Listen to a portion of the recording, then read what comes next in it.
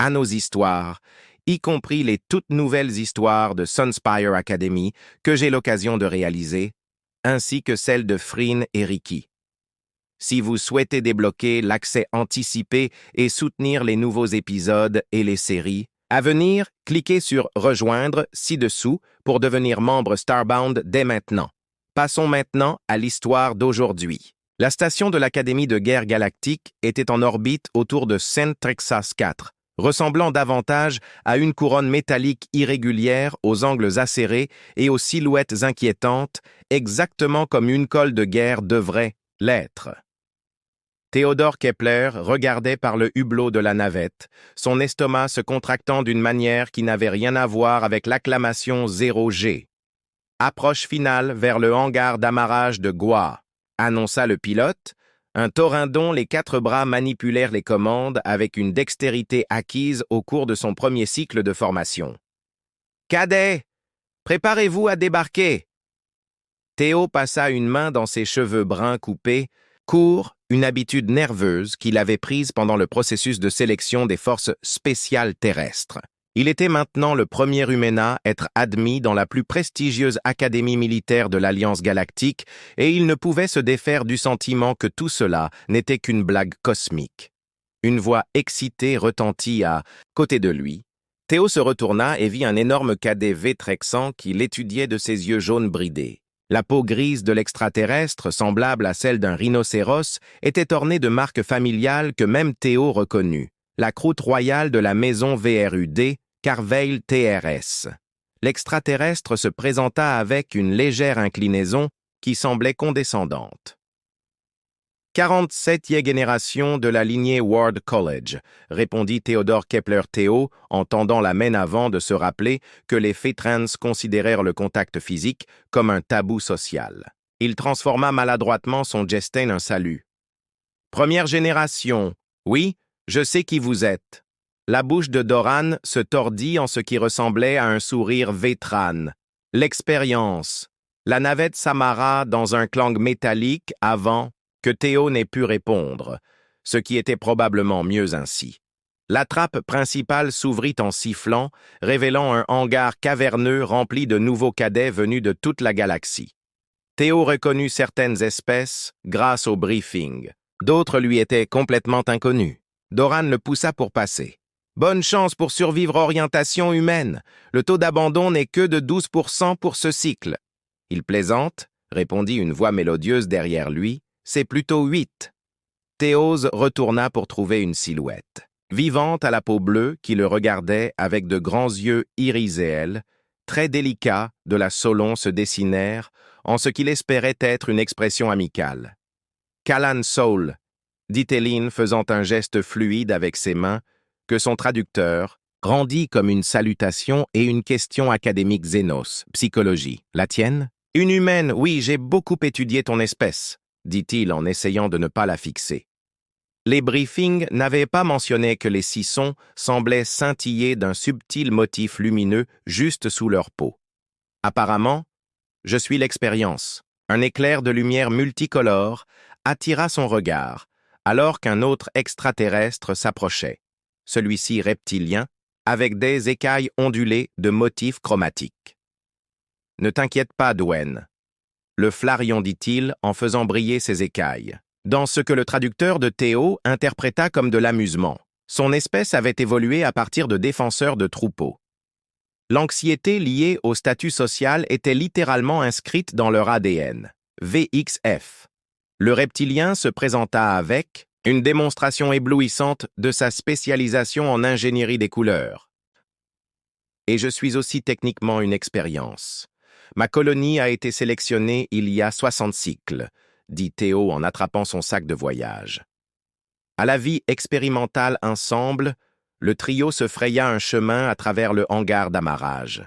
Théo ne put s'empêcher de remarquer les escaliers, certains curieux, d'autres dédaigneux, tous évaluant ce à quoi ils s'attendaient. Les humains étaient de nouveau venus sur la scène galactique, à peine 50 ans après le premier contact, et encore considérés comme primitifs selon la plupart des normes. Ce à quoi ils ne s'attendaient pas, c'était l'Académie elle-même. Malgré son extérieur martial, l'intérieur était une merveille d'ingénierie, avec des plaques de gravité qui s'ajustaient automatiquement à chaque espèce H-World. La composition de l'air normal, qui changeait subtilement à mesure que l'on se déplaçait dans les différentes sections C, les murs incrustés d'organismes symbiotiques vivants qui traduisaient le langage parlé en temps réel. Nous avons attribué un bloc de dortoir, dit 20V. Des écailles qui ondulent avec des motifs de récupération d'informations. On dirait que nous sommes camarades de bloc, humains, avec moi, intervint Sian, sa peau pulsant d'une douce lumière bleue que le briefing culturel de Théo n'avait pas réussi à traduire. Doven VX finit sa phrase, ses écailles s'assombrissant brièvement. Bien sûr, l'univers avait un sens de l'humour pervers. Le premier jour de formation proprement dite arriva après 3 jours brutaux jours d'orientation, d'examens médicaux et d'ajustement d'équipement. Théo se tenait dans la salle d'évaluation, de combat, un espace gigantesque avec un terrain adaptatif entouré de 30 autres cadets. L'instructrice, une vétérane Kian marquée par les combats, dont l'exosquelette portait les strass d'une douzaine de campagnes, les observait d'un air menaçant. La théorie du combat commence maintenant, dit Téline claquant des mandibules pour souligner ses mots. Je suis le maître de combat Vitrex. Je vais vous briser, vous remodelerez ou vous expulserez, voire les 3 à la fois. Ses yeux, composés, semblaient s'attarder sur le seul humain présent dans la pièce. L'évaluation d'aujourd'hui est simple. La chambre personnalisera un défi en fonction de vos capacités physiologiques de base. Vous devrez le relever pour établir votre niveau de combat. L'échec ne sera pas puni, mais ne pas essayer entraînera l'expulsion immédiate. Dvan passa le premier, naturellement. La chambre se transforma en une jungle dense avec une gravité élevée et une faible visibilité. 3 combattants. Des drones apparurent, chacun armé d'une arme paralysante.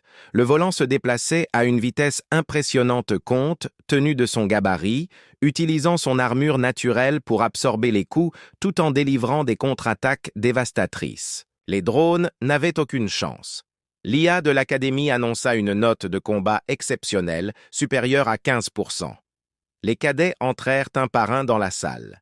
Certains avaient une note équivalente à celle d'Oron. La plupart se situaient dans la fourchette acceptable et quelques-uns réussirent de justesse. Puis ce fut le tour de Théo. La salle se reconfigura en un environnement standard, représentant des ruines urbaines avec une gravité standard. 4 drones de combat apparurent, plus nombreux que lors des combats précédents. Standard. Des ruines urbaines avec une gravité standard. 4 drones de combat apparurent, plus que lors de toutes les sessions précédentes. Cadet intéressant, murmura Sen à côté de Rex. L'IA considère les humains comme dangereux. Peut-être que cela compense autre chose, répondit VXAO, s'approcha prudemment, conscient que tous les regards étaient les braqués sur lui. Il était physiquement surpassé. Les drones étaient plus rapides, plus forts, et travaillait en parfaite coordination. Mais alors qu'il plongeait, derrière un abri pour éviter de justesse un tir paralysant, Théo remarqua quelque chose. Une régularité dans leurs mouvements, une prévisibilité dans leurs algorithmes tactiques. Au lieu d'attaquer, il commença à se déplacer dans des directions apparemment aléatoires, s'exposant parfois avant de se baisser pour esquiver. Les drones ajustèrent leur schéma, devenant plus agressifs, c'est plus prévisible. « Qu'est-ce qu'il fait ?» se moqua Dvon, en courantait en se cachant, mais la situation avait changé. Il les appâtait. Après 3 minutes de cette apparente retraite, Théo changea soudainement de tactique. Il sprinta directement vers un drone, glissant sous sa garde alors qu'il était en train de s'ajuster. Le drone tenta de compenser, mais Théo avait déjà analysé ses protocoles de réponse. Il attrapa son bras armé et le redirigea vers un autre drone, provoquant une cascade de tirs amis. Profitant de la confusion, il s'empara d'un fusil paralysant, tombé au sol et désactiva systématiquement le drone restant en utilisant leur propre programmation tactique contre eux. La salle devint silencieuse. L'entraînement au combat de l'IA s'interrompit comme si elle recalculait. Des murmures exceptionnels provenant des 20% des meilleurs cadets pour 100. Des murmures éclatèrent parmi les cadets. Le visage de Doron s'assombrit jusqu'à atteindre l'équivalent vélien d'un froncement de sourcils tonitruant. Le maître de combat Vitrax cliqua sur Mamès d'un air pensif. Approche intéressante, cadet Kepler. Concentrez-vous davantage sur la défaite de l'ennemi. Vous vous êtes concentré sur leur compréhension. Soif. Théo acquiesça en respirant fort. Ils étaient plus forts et plus rapides. Je devais donc trouver un autre avantage. En effet, espèces différentes, stratégies différentes. Ses yeux composés brillèrent avec une sorte d'approbation. Classe, vous pouvez disposer. La théorie tactique commence demain à 6 heures. Alors que les cadets se dispersaient, VX bondit par-dessus les écailles, tout excité. Félicitations. C'était remarquable. L'IA n'était pas programmée pour s'attendre à une guerre psychologique lors d'une évaluation physique, ajouta Sion, la peau palpitant doucement. Une adaptation fascinante, répondit Théo en haussant les épaules, mal à l'aise de l'attention qu'il recevait. C'est juste la façon dont les humains se battent quand ils sont surpassés. Rien de spécial pour eux, dit Rack en désignant les autres cadets, dont beaucoup regardaient maintenant Théo avec une curiosité ou une inquiétude nouvelle. Dervon se fraya un chemin à travers la foule et s'arrêta devant Théo. Profite de ton moment de gloire, humain. Les tests en chambre évaluent les capacités de combat de base, pas la guerre réelle. Quand nous passerons aux simulations avancées, nous verrons de quoi tu es vraiment fait. Alors que le vêtement rangeait le sang, la peau de Théo s'assombrit légèrement. L'affichage du statut de menace est très traditionnel. Tu les as embarrassés, ajouta Brax d'un ton enjoué. Maintenant, il doit réaffirmer sa domination ou perdre son statut. Super, je suis ici depuis un jour et je me suis déjà fait un ennemi. Pas un ennemi, K. Non corrigé. Un rival. C'est une différence importante dans la culture académique. Les ennemis essaient de te détruire, les rivaux essaient de te surpasser. D'ailleurs, ajouta VX, cela fait réfléchir Devin sur sa supériorité génétique. Le complexe est pratiquement un service public, n'as-tu vu ça? Théo ne put s'empêcher de sourire. Peut-être avait-il lui aussi trouvé des alliés. Les semaines suivantes mirent Théo à l'épreuve comme jamais l'armée terrestre ne l'avait fait. Le programme académique scolaire avancé faisait passer la physique avancée pour des mathématiques de maternelle. L'entraînement physique était conçu pour des espèces dotées d'avantages naturels. Les Tians avec leur peau blindée, les Cis avec leur fluidité, les Phésarius avec leur capacité de régénération. Et puis, il y avait les barrières culturelles. Les repas devenaient des exercices de xénobiologie, Théo découvrant quels aliments contenaient des composés toxiques pour les humains. Les interactions sociales devenaient des incidents diplomatiques en puissance. Il a accidentellement demandé en mariage une taurin en utilisant le mauvais geste de la main et failli déclencher une vendetta en complimentant les yeux d'âgé Goran.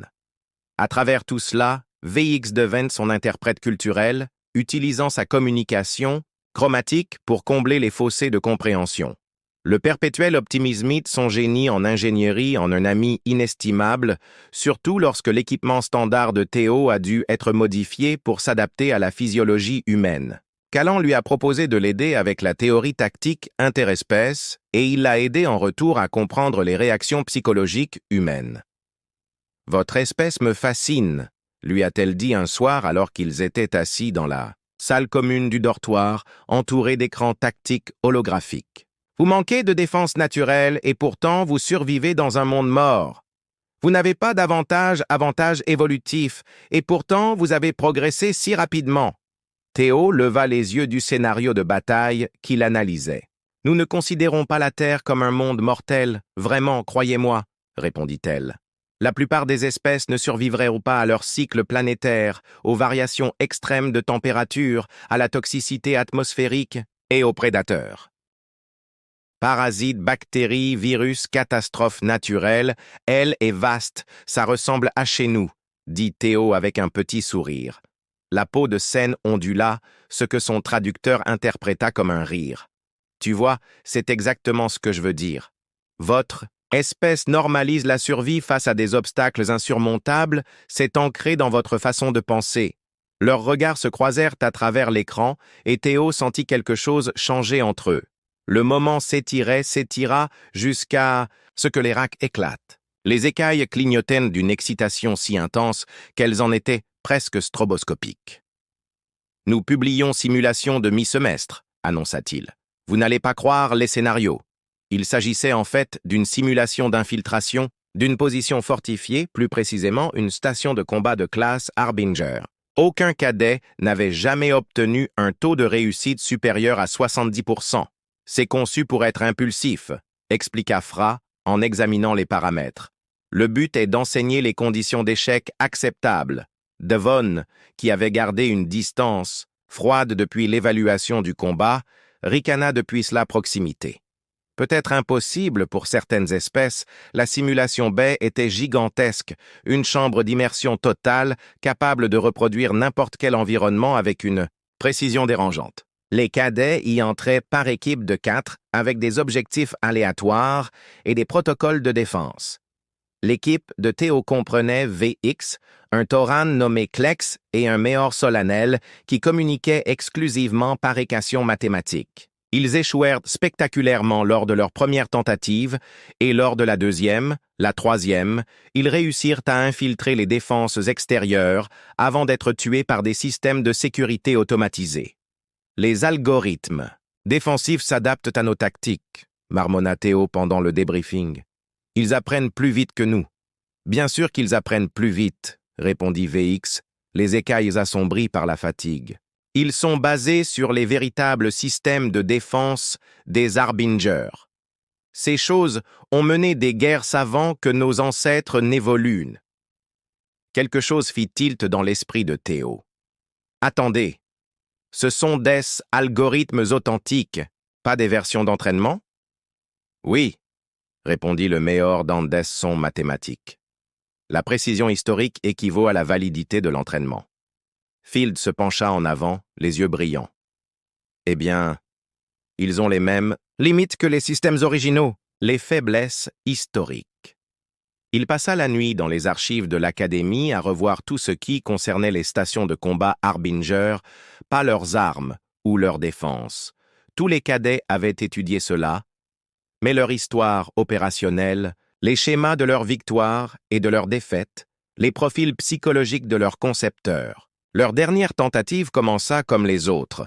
La simulation se matérialisa autour d'eux. Les couloirs froids et anguleux d'une station Harbinger faiblement éclairée étaient lourdement défendus. Mais au lieu de suivre les protocoles d'insertion standards, Théo les conduisit sur un chemin différent.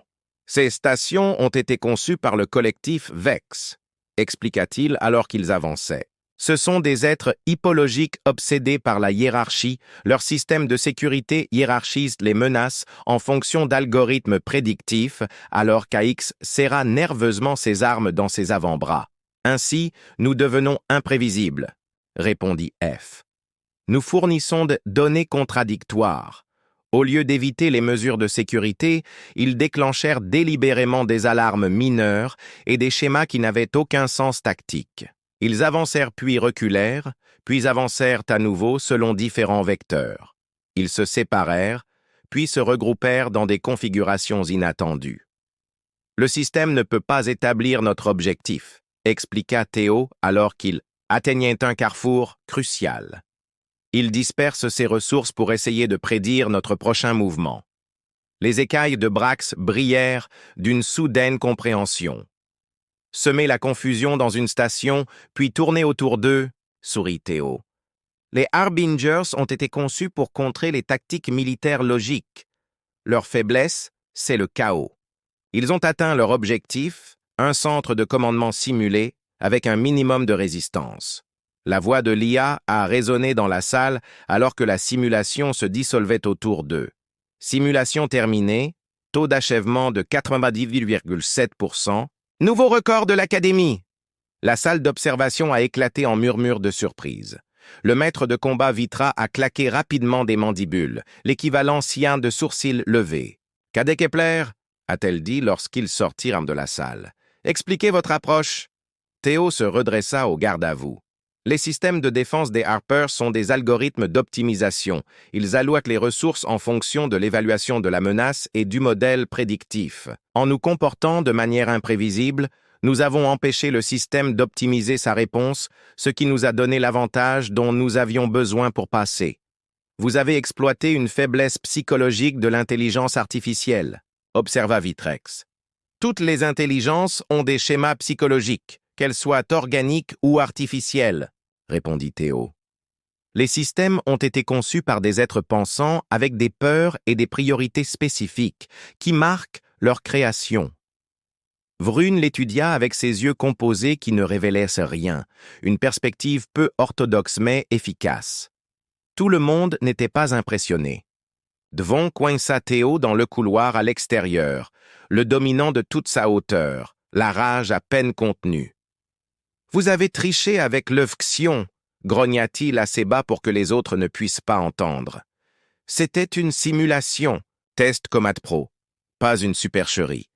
Elle teste l'accomplissement de la mission. » Corrigea Théo en restant sur ses bases, malgré la différence de taille significative. « L'objectif avait été atteint par la manipulation, » cracha Dvan. « Pas par la force, mais par l'incompréhension de l'ennemi, » rétorqua Théo. « N'est-ce pas le but de la guerre, ou veux-tu juste tout détruire ?»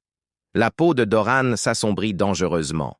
Pendant un instant, Théo pensa que le Vététran allait peut-être le frapper. Au lieu de cela, il se pencha vers lui. « Ce n'est pas fini, humain. Certains d'entre nous croient encore en l'honneur. » Alors que Dvan s'éloignait, Tian s'approcha de l'endroit où elle observait Valra, qui avait un code d'honneur très strict. Elle dit doucement, « Tu as remis en question toute cette vision du monde. Je ne voulais pas... » « L'intention n'a pas d'importance, » répondit-elle. « L'impact reste, mais c'était peut-être nécessaire. La galaxie change, les combats évoluent, ceux qui ne peuvent s'adapter. » Elle laissa sa phrase en suspens, mais son message était clair. Cette nuit-là, Théo trouva un message dans ses quartiers. Il s'agissait d'une convocation officielle au bureau de l'académicien Thorne. Instructeur en guerre théorique du GW, était l'un des stratèges les plus dévoués de l'Alliance. Son estomac se noua. L'accusation de tricherie portée par Davan avait-elle été officialisée? Le bureau de Thor était spartiate selon les normes militaires. Quelques hologrammes de campagne, des étagères remplies de cristaux de données et un bureau qui semblait délibérément surdimensionné pour le petit Sior. Assis derrière, l'espèce de Thorne ressemblait à des loutres bipèdes aux yeux calculateurs et aux mains agiles à 6 doigts. « Cadet Kepler-Thorne » salua Thorne en lui indiquant une chaise. « Votre solution à la simulation du présage a fait beaucoup de bruit. » Théo s'assit, raide. « Je peux vous expliquer mon approche. »« Inutile, » dit Thorne en balayant sa main d'un geste dédaigneux. « J'ai revu les enregistrements. Votre méthodologie est fascinante. Vous l'avez manipulé psychologiquement pour le faire douter de sa propre évaluation de la menace. »« Oui, monsieur. »« Tous les humains abordent la guerre de cette manière ?» demanda Thorne en se penchant en avant. Théo réfléchit à la question. « Pas officiellement, monsieur, mais nous avons une longue histoire de guerre asymétrique. Lorsque nous abordons la guerre de cette manière, demanda Thorne en se penchant en avant. Théo réfléchit à la question. « Pas officiellement, monsieur, mais nous avons une longue histoire de guerre asymétrique. Lorsque nous sommes surpassés, nous recherchons tous les avantages possibles, fascinants. » Les moustaches de Thorne frémirent dans ce qui semblait être de l'excitation. La plupart des espèces évoluent vers une spécialisation physique. Armure, force, vitesse, les humains semblent s'être spécialisés dans un tout autre domaine. Nous sommes adaptables, monsieur. En effet, répondit Thorne en tapotant son bureau d'un air pensif. Je vous ai recommandé pour des cours avancés de théorie de la guerre. Votre point de vue pourrait s'avérer éclairant. Théo fut soulagé. Merci, monsieur. Ne me remerciez pas pour l'instant, répondit Thorne avec un petit sourire qui révéla des dents pointues. Tout le monde n'apprécie pas que ces hypothèses fondamentales soient remises en question. Vous vous êtes déjà fait quelques ennemis, notables, Théo. Entre autres, plusieurs instructeurs supérieurs considèrent vos tactiques comme déshonorantes et ont demandé un examen officiel. Le cœur de Théo se serra. Qu'est-ce que cela signifie exactement?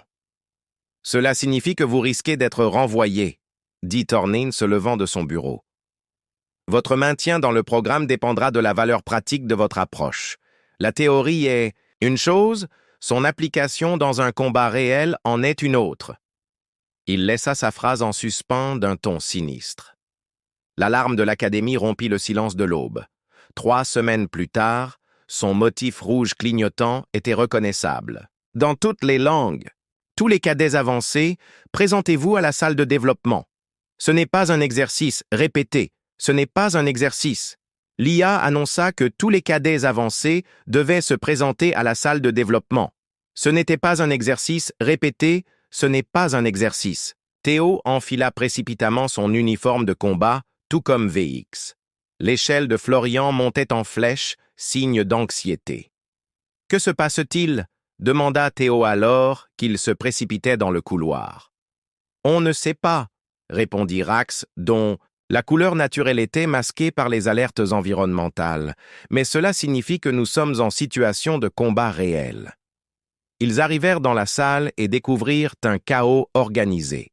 Des instructeurs criaient des ordres, du matériel était distribué et un écran tactique montrait une station spatiale voisine en train d'être attaquée. La station d'échange diplomatique est assaillie par forces inconnues, annonça le maître de combat Vitrex en faisant claquer rapidement ses mandibules.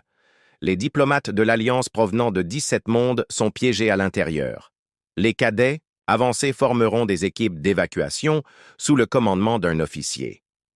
Les affectations des équipes s'affichèrent sur l'écran central. Théo se retrouva affecté à l'équipe Echo avec Rex Sen, et parce quel univers avait vraiment le sens de l'humour, leur commandant était un lieutenant pris en grisonnant nommé Zorax dont le Dark Crystal extérieur scintillait dans les lumières. « D'urgence ! Mission simple !» grogna-t-il pendant l'approche de la navette. « Nous entrons par l'accès de maintenance, extrayons les diplomates des niveaux 5 et 6 et retournons au point d'extraction. » Protocole d'évacuation standard, pas d'héroïsme. La station se dressait devant eux, autrefois immaculée, désormais marquée par l'estir d'armes. Les lumières d'urgence éparses projetaient des ombres inquiétantes à travers les hublots. L'attaque était clairement toujours en cours. Des flashs d'armes illuminaient les sections des niveaux supérieurs. « Qui attaque ?» demanda Sian. Sa peau s'est assombrie. « C'est une faction séparée », répondit Sorax. Ce sont des extrémistes anti-alliance, bien armés, mais mal entraînés. Ça ne devrait pas poser de problème si vous suivez les ordres. Ils s'amarrent à un port de maintenance et entrèrent dans la station en formation standard. Devon en tête avec son armure naturelle, Zorx et Théo flanquant bras et Sen assurant le soutien technique. Les premiers couloirs étaient dégagés, mais à mesure qu'ils approchaient des niveaux diplomatiques, ils rencontrèrent des signes de lutte. Des traces de brûlures causées par des armes à énergie marquaient les murs. Des cloisons de secours avaient été déployées. Des signes de vie étaient visibles devant eux. FR signala l'entrée du niveau diplomatique. Ils trouvèrent un groupe de diplomates barricadés derrière des abris de fortune. Thorin, 3 Siors et un Sian, visiblement blessés. « Il y en a d'autres », expliqua le diplomate Thoren. Un groupe plus important s'était retiré dans la salle de conférence sécurisée lorsque l'attaque a commencé. Zorx consulta son écran tactique. « Ces 2 niveaux plus hauts, ce n'est pas notre zone d'extraction assignée, nous ne pouvons pas les abandonner, » dit Théo avant de pouvoir se retenir. Devon lui lança un regard noir. « Nous suivons les ordres », intervint le lieutenant humain Kian. « Les salles de conférence disposent de systèmes de survie et de défense indépendants. Ces diplomates ont tout donné pendant des heures ou de minutes, ajouta Théo. Nous ne connaissons pas les intentions des séparatistes. Le cristallin de Zora. Son visage ne trahissait rien, mais sa posture suggérait un conflit interne. Les ordres sont de n'extraire que les niveaux 5 et 6. Les autres équipes sont affectées au niveau supérieur avec tout le respect que je vous dois, monsieur. Théo insista. Si les autres équipes sont retardées ou bloquées, ces diplomates pourraient être perdus. Une explosion lointaine ponctua ces mots, faisant trembler le pont sous leurs pieds. Non, Zorax décida finalement. Nous nous en tenons aux paramètres de la mission. L'équipe Echo escortera ces diplomates jusqu'au point d'extraction. C'est définitif. Ils se mirent en route vers le point d'extraction, mais l'esprit de Théo allait à 1000 à l'heure. Les diplomates des niveaux supérieurs étaient en danger. Il le sentait dans ses tripes. Même s'il comprenait la chaîne de commandement, quelque chose ne lui semblait pas normal. Son débat interne fut interrompu lorsqu'ils tournèrent au coin et tombèrent nez à nez avec une patrouille de Cetius. La fusillade qui s'ensuivit fut brève mais intense. Dvan chargea en avant, utilisant son armure naturelle pour absorber les tirs, tandis que Zorax dirigeait les tirs de couverture. Ils neutralisèrent rapidement la menace, mais pas avant qu'un des diplomates Siors ne soit légèrement touché à l'épaule. Toujours mobile, le Sith Thor rapporta stoïquement en serrant sa blessure. « Je peux continuer. » Alors qu'il soignait la blessure, Dvan remarqua que Théo observait les séparatistes déchus. « Que regardes-tu, humain » demanda-t-il. « Leur équipement » répondit Théoen, examinant un écran tactique sur l'armure d'un des séparatistes. Ils coordonnent leurs forces grâce à un rassemblement localisé au niveau 8, juste au-dessus de la salle de conférence. Les écailles de Brat brillèrent lorsqu'il brandit une arme à longue portée. Il prévoit une percée par le haut, dit Zorx en vérifiant son propre écran tactique. D'autres équipes d'extraction sont retardées par une forte résistance. Les équipes des niveaux supérieurs sont à au moins 20 minutes. Les diplomates n'auront pas 20 minutes, dit Théo d'un ton sinistre. Dvan grogna de frustration. Nous avons des ordres. Parfois, les ordres changent lorsque la situation change, rétorqua-t-il. C'était l'un de ces moments où un silence tendu s'abattit sur le groupe. Finalement, Zorak prit la parole. Notre priorité absolue est d'extraire Cesselin de ces moments-là. Un silence tendu s'installa dans le groupe. Finalement, Zorak prit la parole. Notre priorité absolue est l'extraction en toute sécurité de ces diplomates, dit-il fermement. Une fois qu'ils seront en sécurité, nous pourrons réévaluer la situation. Ce n'était pas la réponse que Théo voulait entendre, mais c'était celle à laquelle il s'attendait. Ils continuèrent vers le point d'extraction et réussirent à livrer leur charge diplomatique à la navette qui les attendait. Alors que la navette décollait, Zorak se tourna vers l'équipe. « Mission accomplie.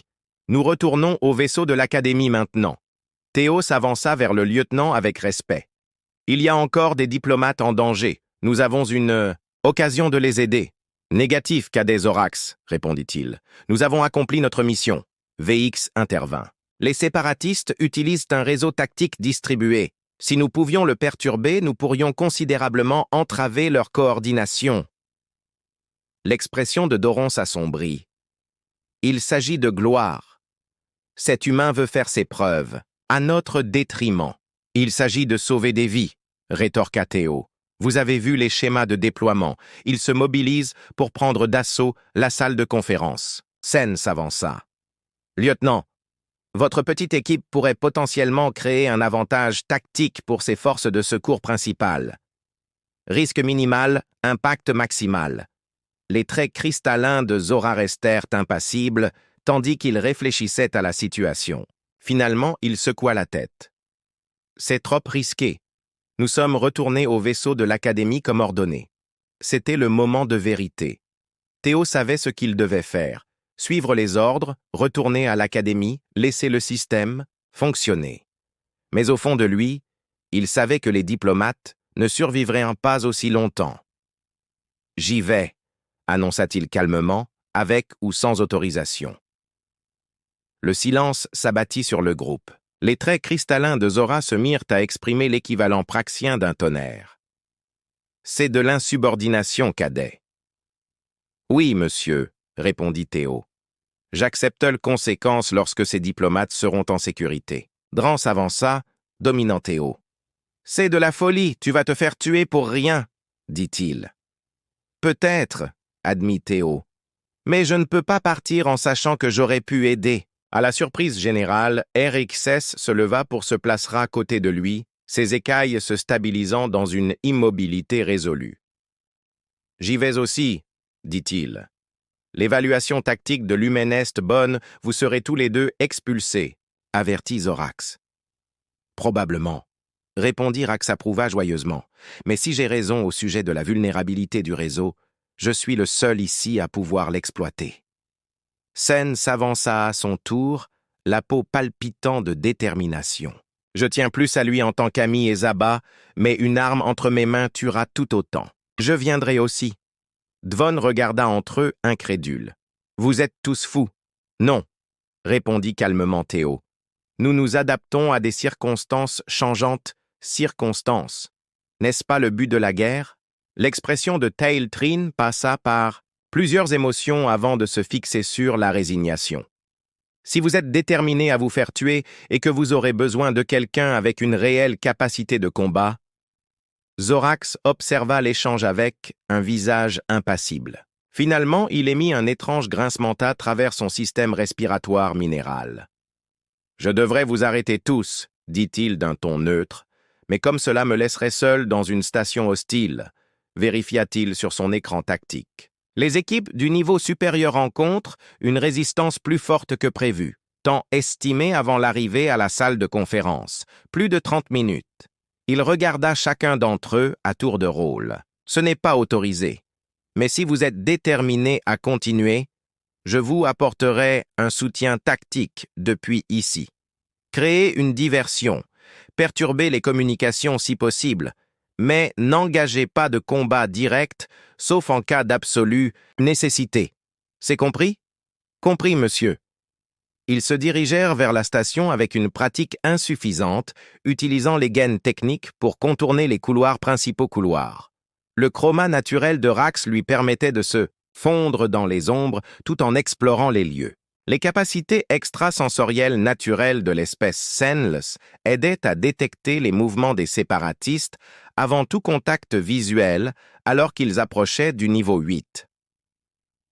Théo exposa son plan. Les séparatistes utilisaient un réseau tactique localisé, expliqua-t-il, une configuration militaire standardisée et une structure de commandement hiérarchique. Nous n'avons pas besoin de brouiller les anciennes communications, il suffit de semer suffisamment le chaos pour créer la confusion. Les écailles de Brax se stabilisèrent. Détermination. Je peux accéder à leur réseau depuis n'importe quel terminal, mais à quel genre de chaos pensais-tu?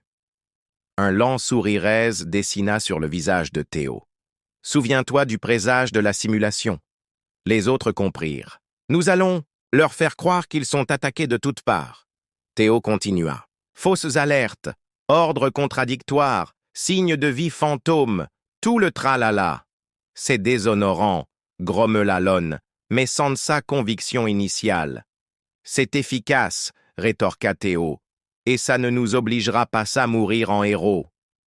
Ils trouvèrent un terminal d'accès dans le centre de maintenance. VX se mit au travail, ses écaillés changeant de couleur tandis qu'il se connectait au réseau séparatiste. « Allez-y !»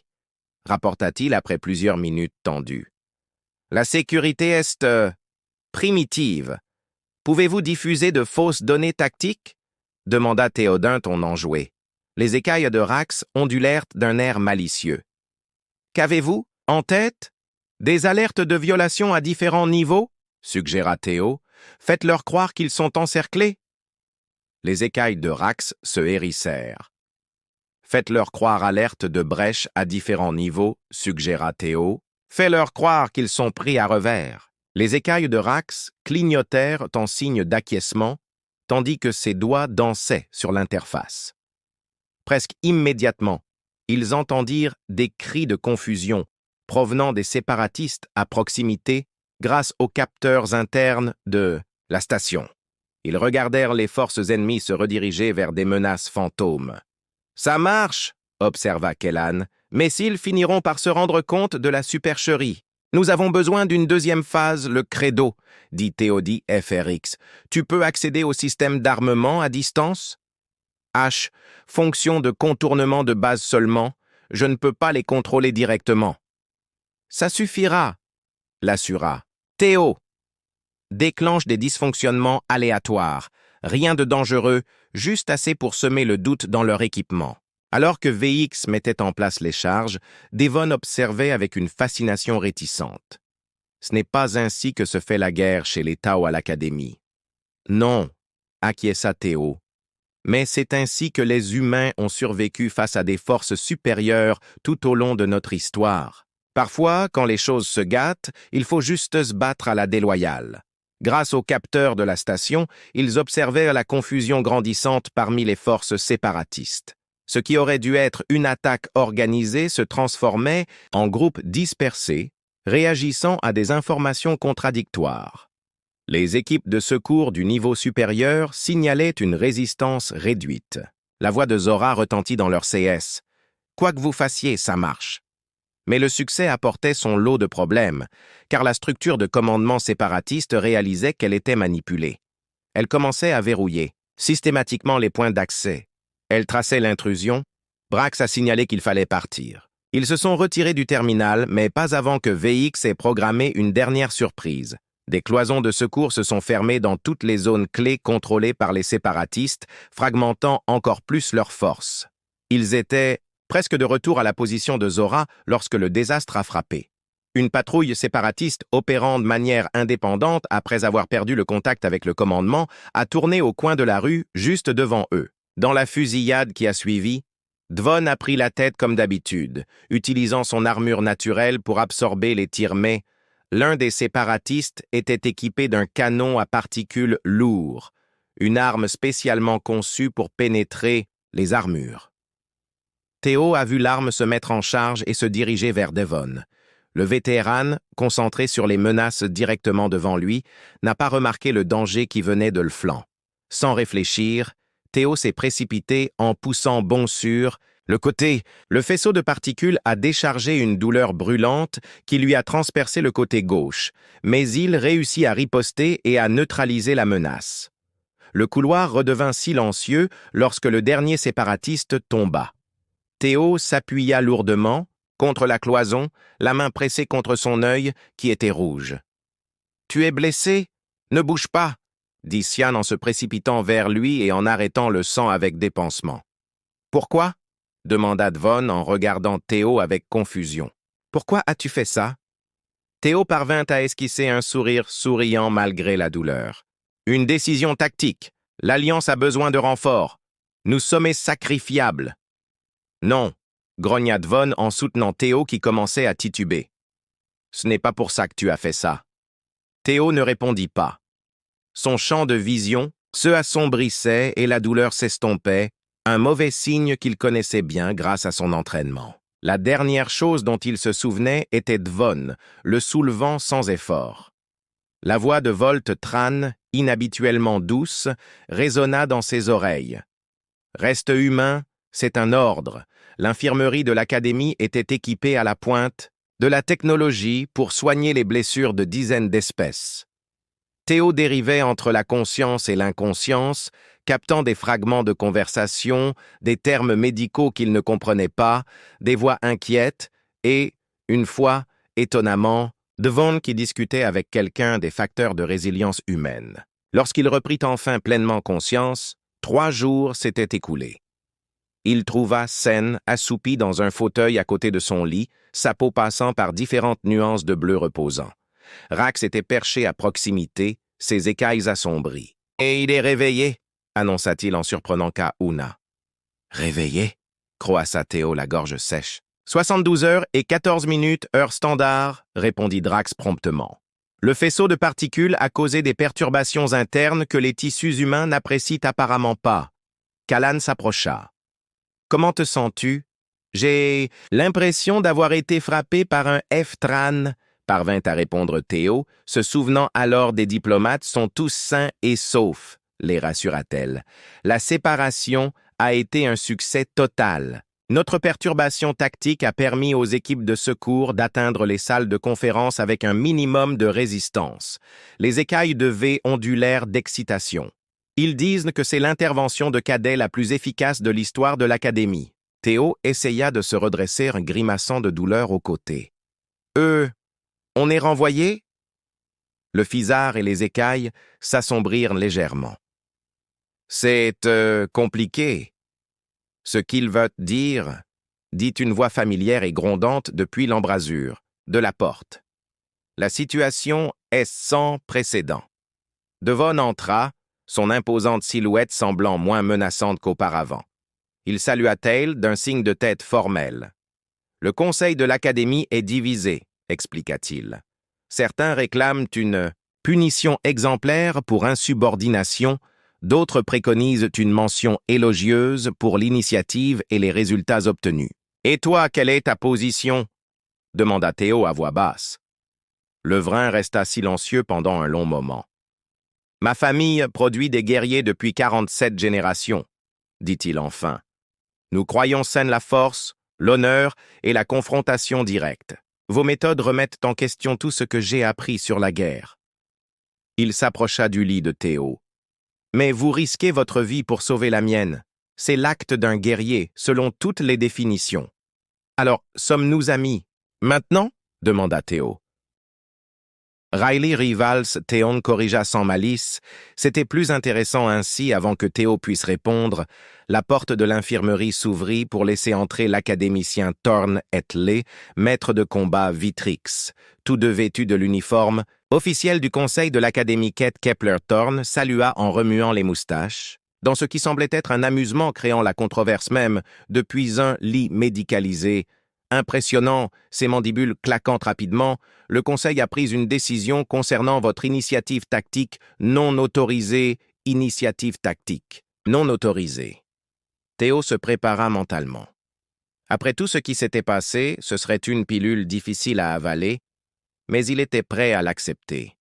Les diplomates étaient sains et saufs, c'était ce qui comptait. Avec effet immédiat, Thorn annonça que vous étiez tous les 4 mis à l'épreuve pour insubordination.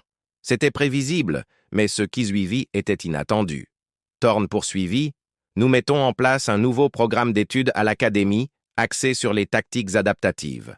Cadet Kepler, une fois rétabli, vous contribuerez à l'élaboration de ce programme parallèlement à vos études habituelles. » Les yeux composés de vide brillèrent. L'incident avait révélé des lacunes importantes dans notre doctrine tactique. Le Conseil estime que votre point de vue peu orthodoxe pourrait être utile. En clair, ajouta Thorn, vous nous savez montrer un angle mort. Aidez-nous maintenant à le corriger. 14 mois plus tard, Théo se tenait au garde à vous parmi ses 6 camarades cadets dans la grande salle de l'académie. L'uniforme officiel lui semblait raide après des mois de convalescence médicale, mais il ne voyait pas d'inconvénient à reprendre du service, même pour une cérémonie. V se tenait à ses côtés, ses écailles scintillant fièrement. Ce n'était la suivante, la peau palpitant d'une excitation à peine contenue.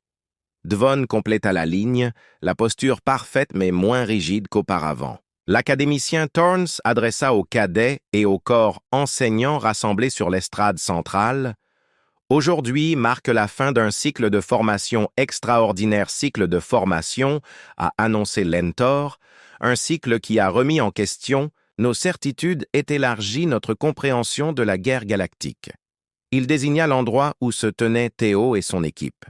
Les actions de l'équipe Echo pendant la crise de la station diplomatique ont démontré quelque chose d'essentiel, l'adaptabilité est l'avantage tactique ultime.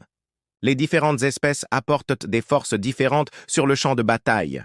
Notre diversité est notre force, si nous avons la sagesse de le reconnaître. Thorn activa l'écran holographique au-dessus du podium.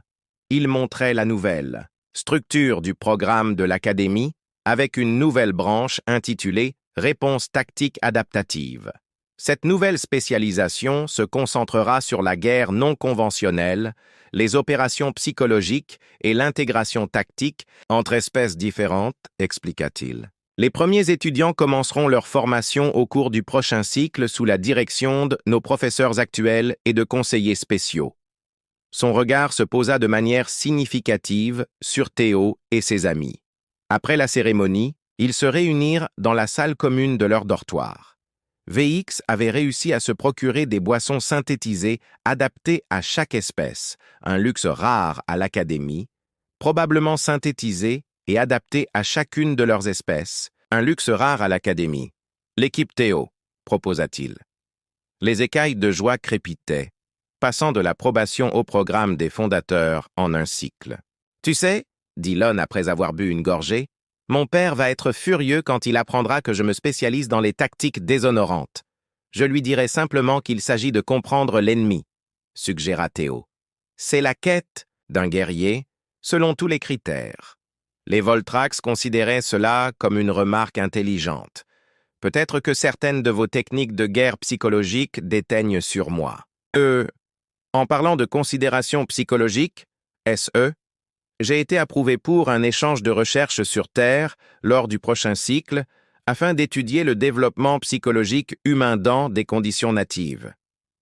Théo faillit s'étouffer avec sa boisson. La Terre.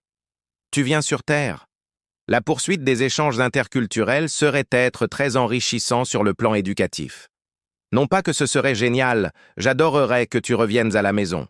Je veux dire, j'aimerais t'aider avec ton échange les écailles de vax ondulaire de ce qui ne pouvait être décrit que comme l'équivalent férien d'un sourire narquois. Et toi? Demanda Théoen, changeant délibérément de sujet.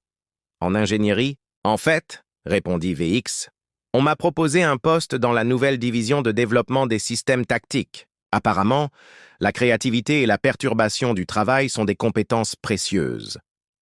Théo se tourna vers Dvan, qui était inhabituellement silencieux. Tu retournes à la voie traditionnelle du combat texan? L'énorme extraterrestre secoua lentement la tête.